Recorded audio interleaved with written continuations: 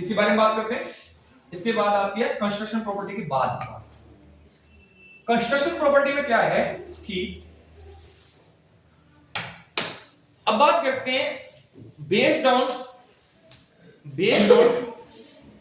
Triangle triangles based on their angles, based on their angles, based on their angles। तो बेटा पहला है आपका एक्यूट एंगल ट्राइंगल। क्या है? Acute angle triangle. Acute angle acute angle triangle क्या होगा? When all the angles of a triangle, when all the angles of a triangle are less than 90 degree, तो उसे हम क्या कहेंगे? acute angle triangle। कोई भी ले लो, 50 और देन 80, तो सारे एंगल किसके हैं? तो इसको बोलेंगे एक्यूट एंगल ट्राइंगल। ठीक है, अब बात करते हैं दूसरा। नेक्स्ट है आपका एक्यूट एंगल ट्राइंगल हो गया। दूसरा है ऑब्ट्यूज एंगल ट्राइंगल। क्या होगा? Obtuse angle triangle. Obtuse angle triangle में क्या होगा? when an angle of a triangle is more than 90 degree, तो कोई भी दे दिया ऐसे डॉट ऑफ बी ए सी, ये 120 डिग्री, ये 30 और 30, तो ये क्या हो गया तुम्हारा? Obtuse angle triangle. अब यहां पे याद रखना, थर्ड है राइट एंगल। ये बड़ा इंपॉर्टेंस है। क्या है?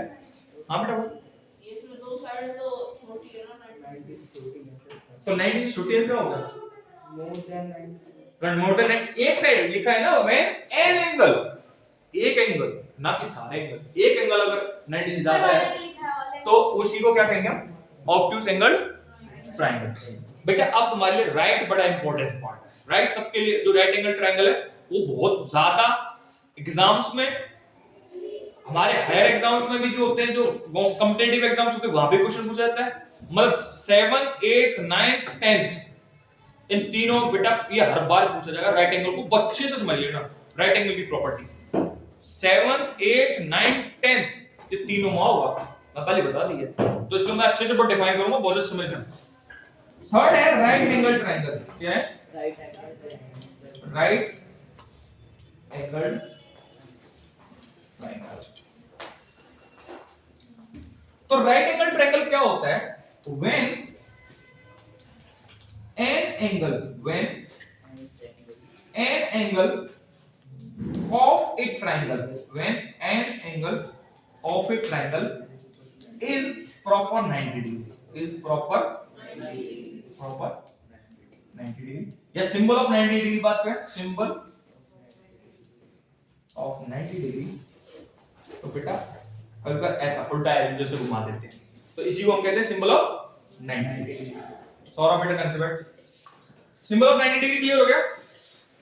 अब बात करते हैं यहाँ पे प्रॉपर्टी, यहां से शुरुआत होती है। सिंबल ऑफ 90 डिग्री में मान के चलो मैंने यहां से लिया, अब यहां से प्रॉपर्टीज इसकी शुरुआत होती है।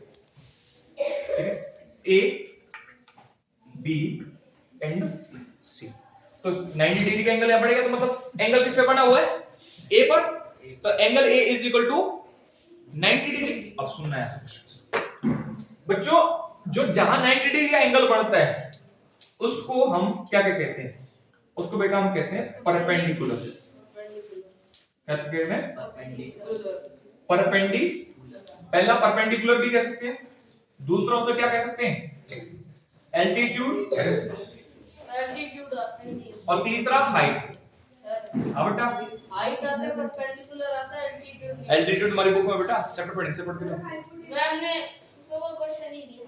एल्टीट्यूड है, एल्टीट्यूड वर्ड आता है। एल्टीट्यूड मतलब क्या होता है, इन तीनों का मतलब ही क्या होता है, हाइट, और तीनों का मतलब एक दूसरे के इक्वल है, कैसे सिनोनिम्स कह सकते हैं इसको।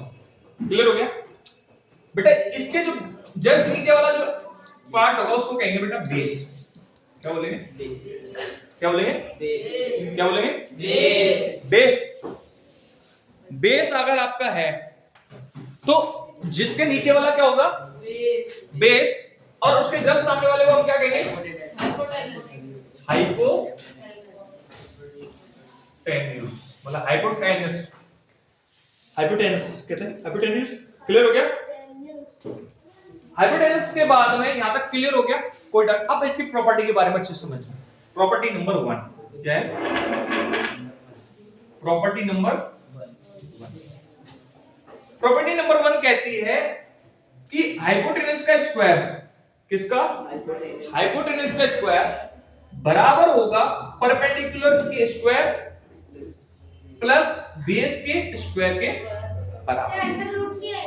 अभी रुको बेटा, प्रॉपर्टी नंबर 1 समझ आ गया? The square of perpendicular and the square of base square base and their sum is equal to the hypotenuse, the square of hypotenuse।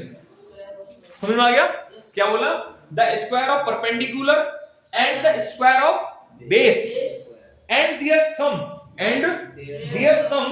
is equal to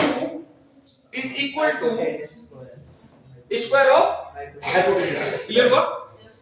बिल्कुल क्लियर है। तो अगर बराबर है तो वो राइट एंगल ट्रायंगल की कैटेगरी में आएगा। मान के चलो मुझे कुछ 3 नंबर्स दे रखे हैं। क्या दे रखे हैं? 3 नंबर, 3 साइड्स हैं। क्या है? 3 साइड्स हैं, और 3 साइड में मैंने लिया A B 3 centimetre, B C 4 centimetre and A C is 5 centimetre. A C is 5 centimetre.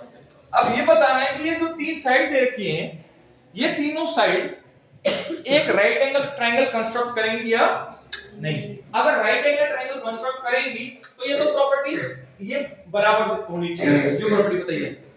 तो इसी को क्या बोलेंगे? ठीक है, क्लियर हो गया? तो अब मान के चलो मैंने एक बात बताई थी कि जब कभी भी कोई 3 साइड दे रखी है, क्या दे रखी है? 3 साइड दे रखी है, उन तीनों साइड में जो सबसे बड़ा नंबर होगा ना, वो hypotenuse, biggest number is known as hypotenuse, biggest number is known as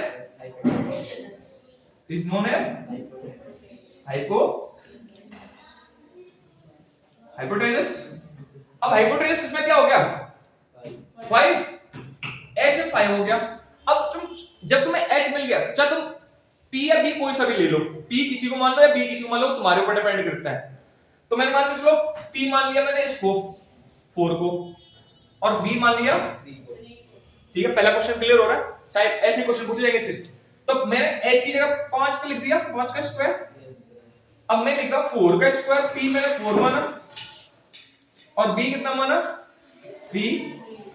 तो 5 का स्क्वायर 25, 4 का स्क्वायर 16 और 9 का 3 का, तो 25 is equal to 25। Means sides 3, 4 and 5 construct a right angle triangle।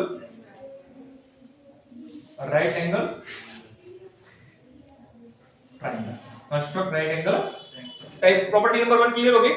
Property number में कोई डाउट है? प्रॉपर्टी नंबर 1 में। अब बात करते हैं आपका प्रॉपर्टी नंबर 2 के बारे में। किसके बारे में? Property number 2। Property number 2।